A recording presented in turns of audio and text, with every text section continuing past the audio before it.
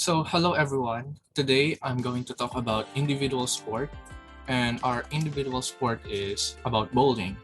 Bowling, also called ten pins, a game in which a heavy ball is rolled down a long, narrow lane toward a group of objects known as pins. The aim being to knock down more pins than the opponent. So we are going to talk about bowling's brief history.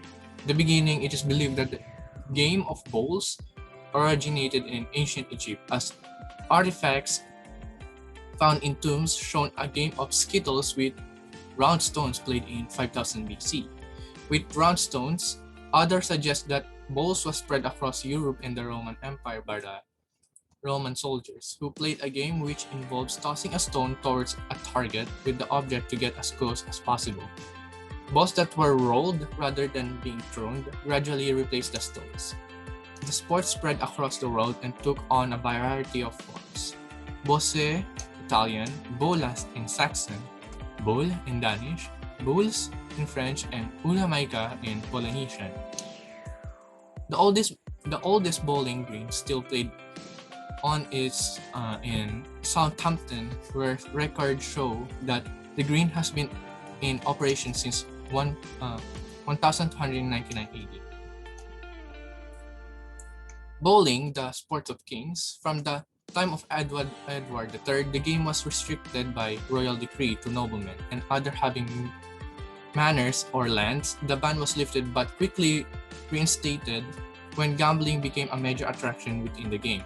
King Henry VIII banned the sport for those who were not wealthy or well-to-do because bowyers, fletchlers, stringers, and arrowhead makers were spending more time at recreational events such as bowls instead of practicing their trade to help the war effort. Henry VIII ensured it was a game of the rich by requesting that anybody who wished to keep a green pay a fee of 100 pounds, and the green could only be used for private play. He forbade anyone to play at any bowl or bowls in open space out of his own garden or orchard. However, bowling carried on in the face of fines and prisons, with bowling alleys popping up everywhere. It was only in 1845 that the statute was repealed. A bowling green has been a permanent fixture at Windsor Castle. Anne Boleyn was a bowler, and were many noblewomen, including Elizabeth I and Queen Victoria. So now we're going to talk about the skills of on how to play bowling. So there are two technical skills and one tactical in bowling. So first is comfortable grip. A comfortable grip will help you feel comfortable when you throw the ball. Obviously, a tournament is not fun for you, so back in the rhythm with the charm of your heart and start from gripping the ball comfortably. Some bowler makes mistake in their grip and don't understand the ball's weight. So if you want to be better on throwing the ball, you need to grip it carefully when where you're comfortable with.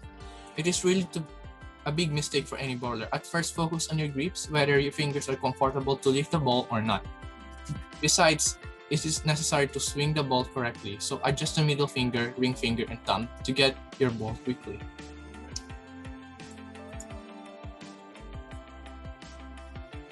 Number 2 is keep your footwork in rhythm, which is technical. Footwork is the key to your success.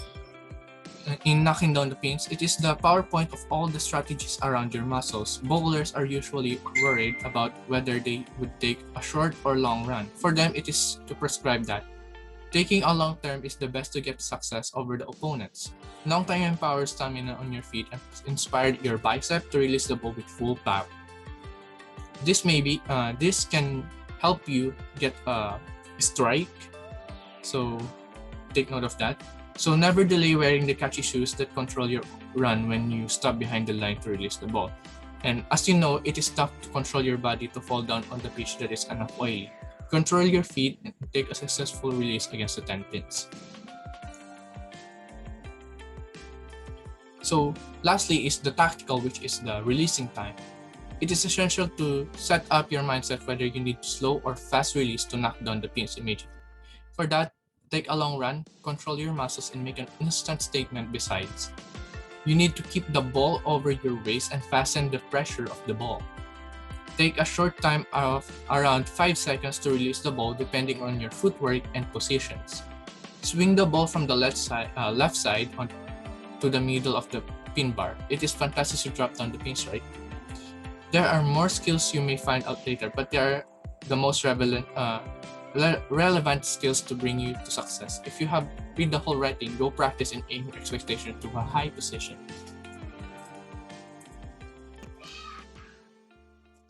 Hello everyone, my name is Hernandez. The topic that is assigned to me is the bowling, individual sports bowling, which contains two topics: equipments and health benefits of bowling. So the first is we have 4 equipments for bowling. The bowling alley, lay down which the bowling ball is being rolled towards the pins, especially the bowling ball, a large ball with 3 finger holes used in sport of bowling. Bowling pin, a club-shaped wooden object used in bowling, set up in triangular groups of 10 is the target. And the last one is bowling shoe, a special shoe worn when bowling. And the next is health benefits of bowling. Health benefits of bowling. Bowling has one of the longest and richest histories of all sports, dating back approximately 4,000 years ago to Greece and Rome. If you love to play the game, you are not alone. According to the Bowling Foundation, more than 25% of Americans bowl each year, making it the nation's largest participation sport today. Bowling is $4 billion industry with nearly 3,000 bowling centers in the United States. Besides being fun and competitive game, bowling also offers numerous health benefits. First one is muscle toning. It has been proven that bowling can increase strength and in our muscles as we swing our arms to throw bowling balls and offer us numerous health benefits. Next one is can be enjoyed at any age. Bowling can be fun and enjoyed at any age because it's just like an exercise for our lower body, muscles, and flexibility. And as said as the previous slide, it's just like an exercise that is good for any age. Next one is stress reliever. Research said that bowling can also be a stress reliever because lots of our muscle group is involved when we are bowling. Next is weight loss. Bowling increases our metabolism and therefore it can aid to weight loss. Depending on the force exerted and weight of the bowler, and it can burn 150 to 300 calories per hour. And the last one is hand-eye coordination. It can improve our hand-eye coordination as we able to properly release the ball towards at a point to successfully knock the pins down without going in the gutter area. So that's all for my part. After that individual sport, which is bowling, let's proceed to our next topic, of dual sport, and that is figure skating. I'm going to talk about the history of figure skating, but before that, let's tackle about the introduction of figure skating. Next slide. Figure skating is a sport in which skaters compete on ice through a performance of series of freestyle movements that include jumps, spins, flips, and footwork in a graceful manner, which form patterns on figures on the ice. It is performed individually or by pairs. Pair skating is the discipline in which two skaters perform and compete together as a team, which allows moves and techniques such as lifts, throws, pair spins, and jumps. It has both long and short programs and a test structures that follows preliminary, juvenile, intermediate, novice, junior, and senior. Next slide. I'm going to talk about the brief history of figure skating. The history of figure skating stretches back to prehistoric times. Primitive ice skates appear in the archaeological record from about 3000 BC. Edges were added by the Dutch in the 13th and 14th century. International figure skating competitions began appearing in the late 19th century. In 1891. The European Championships were inaugurated in Hamburg, Germany, and in 1896. The first world competition was held in St. Petersburg, Russian Empire. At the 1908 Summer Olympics in London, England, figure skating became the first winter sport to be included in the Olympics. Next slide. Figure skating currently contains more female than male participants, but this has not always been the case. At the first World Championship, held in St. Petersburg in 1896, only a men's event was skated. Pairs were not introduced until 1908, and ice dancing was not until 1956. Next slide. In the early 20th century, American Irving Brokaw and George H. Browning helped formalize the style created by him by demonstrating it to American audience. Brokaw, the first American to represent the country at international competitions, participated in the 1908 Olympics, where he finished sixth.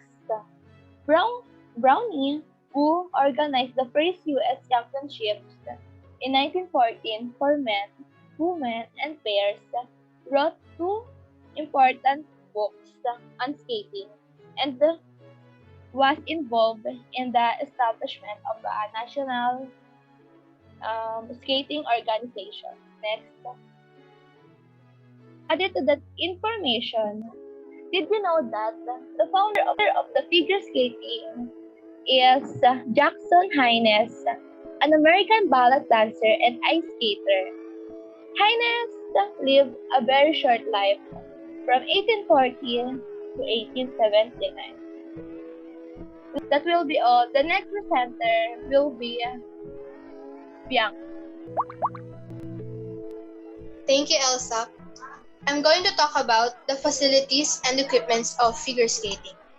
In figure skating, the facility they use is skating rink. A skating rink is where the dancers or the figure skaters practice or compete. And it is a frozen body of water with hardened chemicals where people ice skate or play winter sports where the figure skaters train and practice before competitions. There are two types of skating rinks. We have the natural, in which freezing occurs from cold ambient temperatures, and we also have the artificial or mechanically frozen. A coolant produces cold temperatures in the surface below the water, causing the water to freeze. We also have a synthetic artificial skating rink, in which skating surfaces are made out of plastic. Performances take place on skating rinks with the judges, referees, and timekeepers positioned in front of the audience surrounding the rink. Only the performers are allowed on the rink during performances, and audience are not allowed to enter. Olympic-sized rinks have dimensions of 30 meters by 60 meters or 98.4 feet by 197 feet. NHL-sized rinks are 26 meter by 61 meters or 85 feet by 200 feet. While European rinks are sometimes 30 meters by 64 meters or 98 feet by 210 feet. The ISU prefer Olympic-sized rinks for figure skating competitions. For figure skating, the ice surface temperature is normally maintained between negative 5.5 degrees Celsius or 22.1 degrees Fahrenheit and negative 3.5 degrees Celsius or 25.7 degrees Fahrenheit, with the Olympic disciplines requiring slightly softer ice, negative 3.5 degrees Celsius, than synchronized skating, which is negative 5.5 degrees Celsius. The equipments for figure skating are boots and blades. They allow the skater to pivot quickly on the ice in order to perform rapid 360-degree spins, and is made of thick leather which is custom fitted at times to fit the skater. It has thick padding that protects the ankle, has long and wide tongues to be able to control easily, and be more flexible.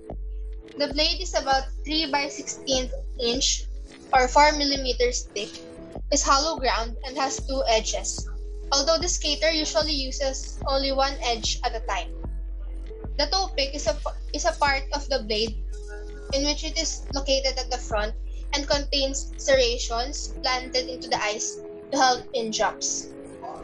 And here we have technical and tactical skills of figure skating. We have the kinds of figure skating, which is the freestyle, in which the skaters only practice or lifts. We have the single, in which only one skater performs, either male or female. The pairs, which is performed by two skaters, male and female, that does jumps, spins, and lifts. We also have the ice dance, performed by two skaters, male and female, which focuses on steps and footwork. Synchronized team skating, which is performed by a group of 820 skaters. Next slide. We have the movements or skills. It is performed on either the inside, the edge near the inside of the foot, or the outside edge of the blade while moving forward or backward. School figures, where most movements are based on, the elements of which are curves and turns performed in a precise manner to form 2 or 3 connected circles. The types of skills are Axel, invented in 1882 by a Norwegian skater, Axel Paulsen, first double axel, first triple axel, salcho, first double salcho, first triple salcho, first quadruple salcho, and toe loop, in which in the 1920s, the toe loop was invented by an American, Bruce Mapes. First double toe loop, and the continuation will be read by Alondra. Thank you, Bianca. Next up is First Triple Toe Loop by Thomas Litz in 1964.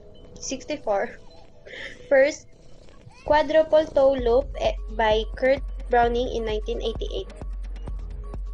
The loop was invented in 1910 by the German skater Werner Rittberger. Next up is First Double Loop landed by Ano. Next up, First Triple Loop by Dick Button in 1952. First Quadruple Toe Loop by Kurt Browning in 1988. Next up is First Double Lutz landed by an unknown people. First Triple Lutz landed by Donald Jackson in 1962. First Quadruple Lutz landed by Brandon M. Rose in 2011. Flip by Bruce Mapes landed it for the first time. First Double Flip landed by unknown. First Triple Flip landed by unknown. And lastly, First Quadruple Flip by Shoma Uno in 2016. The next topic is health benefits.